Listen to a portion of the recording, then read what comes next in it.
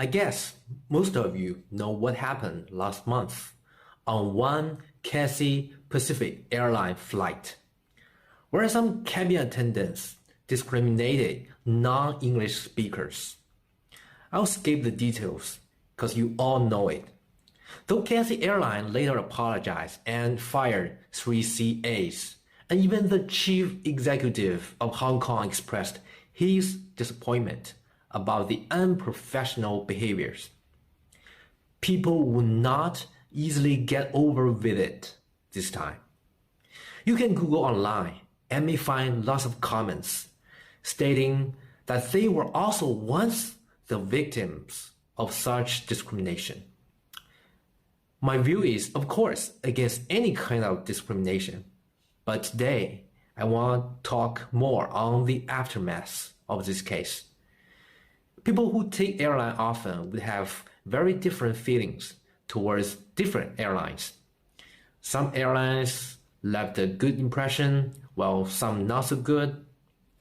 But people would accept alternatives under some special circumstances.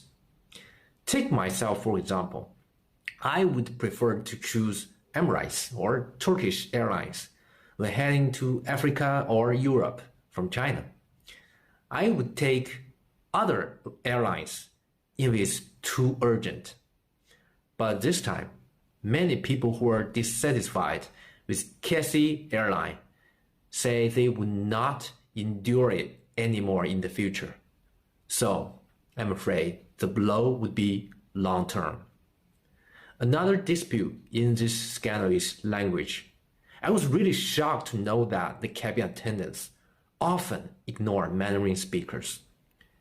We need to keep in mind, this is a domestic flight.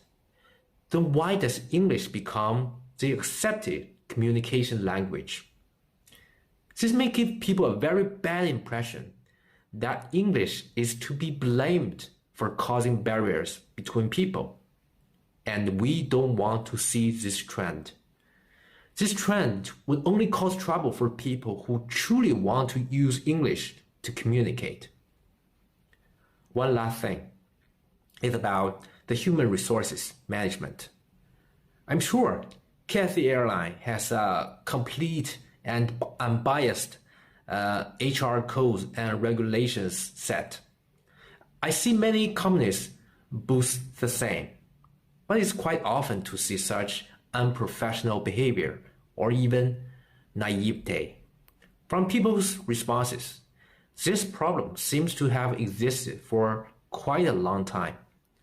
So from this point of view, some big companies or big brands do not necessarily guarantee their employees could stick to their cultures and values. So the way we assess a company should change. We need to focus more on their people, not just on their financial numbers.